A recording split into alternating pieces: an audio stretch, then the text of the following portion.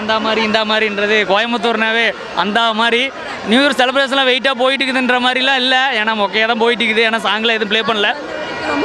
இந்த வருஷம் போன வருஷம் ரேஸ் கோர்ஸ் நியூ இயருக்கு இந்த வருஷம் எப்படி இருக்குங்க? இல்லை, போன வருஷம் உண்மையாலுமே சூப்பராக இருந்துச்சு.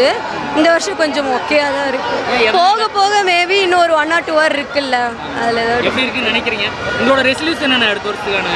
ரெசல்யூஷனா டோன்ட் ட்ரஸ்ட் எனிவன். யாரையும் நம்பக்கூடாது. கரெக்டுங்க. உங்களோட நேம்? நிரஞ்சனா.